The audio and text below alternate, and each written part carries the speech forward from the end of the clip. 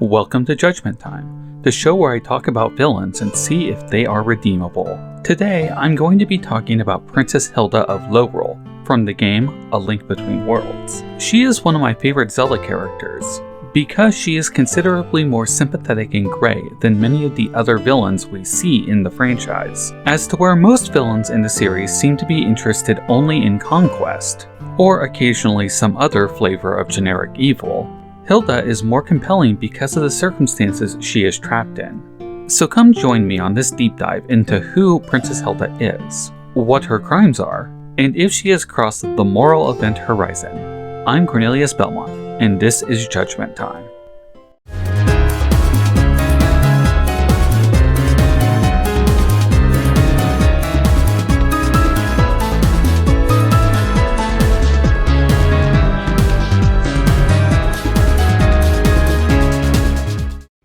Thanks for joining me. If you want to see similar content like this, please like and subscribe to the channel. Special thank you to these people for letting me use their assets. Spoilers ahead for the following games. Let's get into it.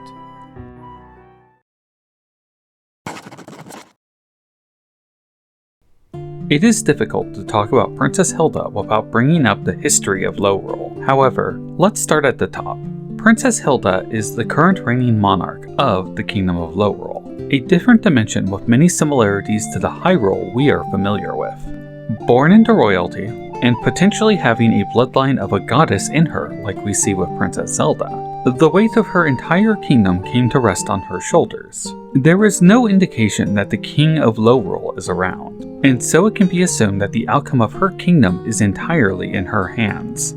If we look at her personality, we can see that she is very calm and collected, but also very forlorn. Just like her kingdom, she too is draped in sadness, favoring dark colors like purple.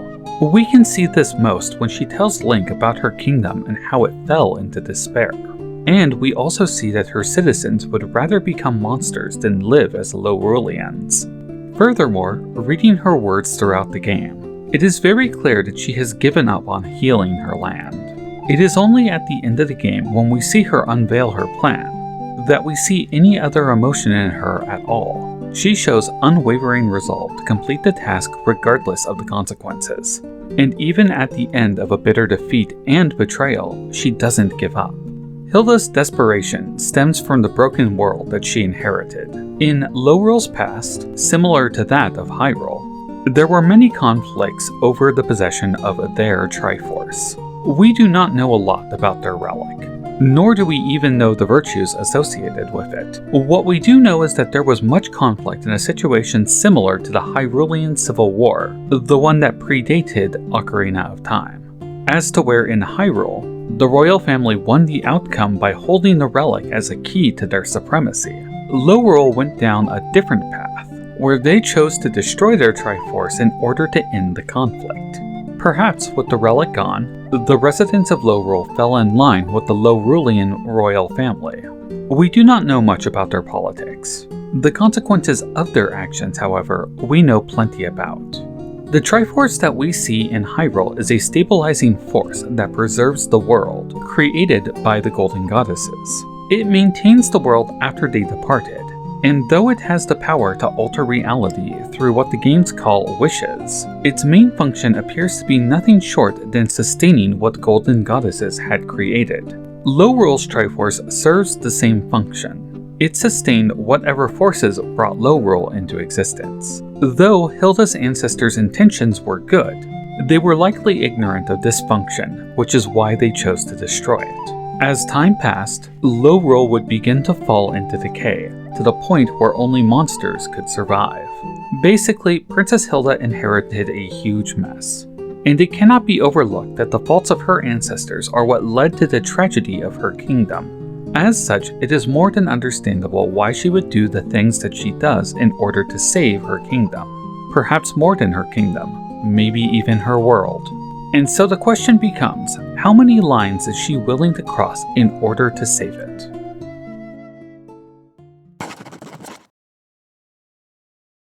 Princess Hilda is ultimately an unknowing pawn of her ally Yuga, a Lowrulian sorcerer who has the power to turn people into paintings. At the same time, she believes herself to be the one in control of the situation, and has put together a plot to take Hyrule's Triforce for herself. Hilda starts by sending Yuga as a spy to learn about Hyrule and the state of their world, and more specifically, their Triforce. We do not know how long the setup for this scheme took. However, Yuga would ultimately learn that the Triforce was not in a unified state. After the events of the Oracle games, the Triforce separated, turning into birds of all things, and disappeared. As such, he would come to learn that the Triforce pieces would lay in the souls of Princess Zelda, the defeated Ganon, and of course, the chosen hero. In order for Hilda and Yuga's plan to work, Yuga would need to abduct the 7 sages along with Princess Zelda. They would need to use the sages to undo the seal that was binding Ganon's soul, the very same seal that was preventing his resurrection. And in doing so, they could then revive him so that the Triforce of Power could manifest. From there, Yuga would need to merge with Ganon in order to take possession of his piece, while Hilda herself would take possession of the Triforce of Wisdom from Princess Zelda. All they would need to do then is encourage the hero to rescue the sages in order to use their power to call forth the Triforce of Courage. Once all 3 pieces were in play, all they would have to do is take courage from Link and their plan would be complete. With Hilda's plan explained, we can see very clearly the sins that she commits. She sent Yuga to spy on a foreign nation, another world even. Under her orders, he abducted a handful of powerful and important people. She also had the monarch of Hyrule, Princess Zelda, abducted. They resurrected Hyrule's greatest enemy, Ganon. And this was all done so Hilda could steal their most sacred relic, the Triforce itself. That is already a lot of bad stuff, but it pales in comparison to her greatest sin.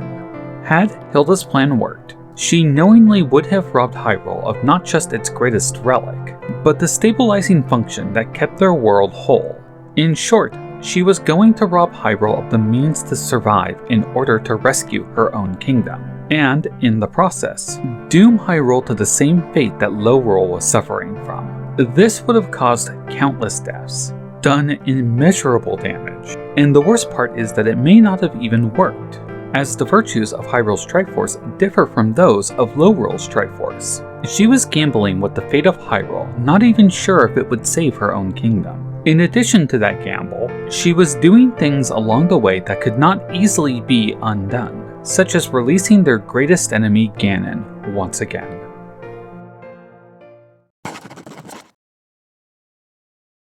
Sometimes people take bad actions not desiring to be bad people, and then justify those actions to themselves by saying that those actions were needed. It's the old saying, the ends justify the means. They may even be right in their reasoning, and yet they are still choosing to do the bad action. Princess Hilda is very much guilty of this, though she may have been gaslighted by Yuga. She ultimately made the decision to go along with a plan that would doom another world to her world's fate. I'm guessing that most of you watching are already aware of how the game ends. That being that Link and Zelda used the Hyrulean Triforce to restore Lowrul's Triforce to existence. I've considered that perhaps Hilda may have planned to use the Triforce to restore hers, or that she may have desired to try and sustain both worlds with a single Triforce. Such consideration for the land of Hyrule is absent throughout any of her text in the game, and in fact she weaves an elaborate lie to feed Link just enough details about her land in order to achieve her goal. Her tactics reflect an underhanded person who uses deception masked in sympathy in order to get what she wants. And she might have gotten away with it too if her ally Yuga had not betrayed her.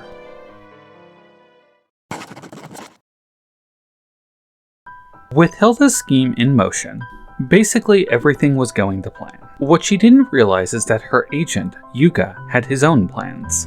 Typically, villains do not work well with each other. You see this a lot in media, where they are often at odds with each other even when they're on the same side. There is often bickering and treachery at hand.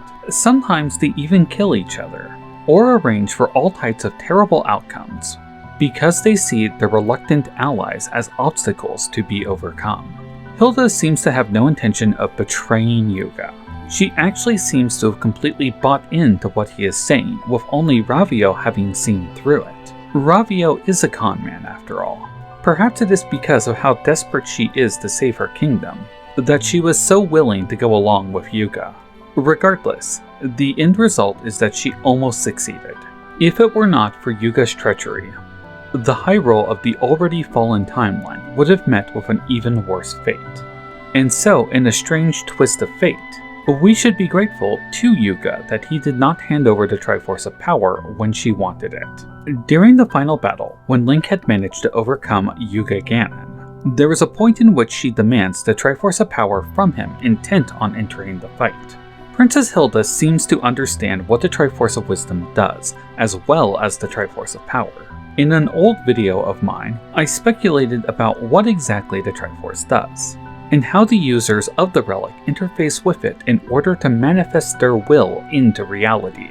It is my opinion that had Hilda held both power and wisdom, she would have been able to overwhelm Link completely by tapping into that reality-augmenting power. Instead of handing power over, though, Yuga struck her down, turning her into a painting and taking wisdom for himself. In doing so, Yuga may have had the means of winning, but perhaps lacked the knowledge to do so. Regardless, I'm certain that had Yuga cooperated with Hilda and given her the Triforce of Power, she would have succeeded with her scheme and Hyrule would have been left to rot.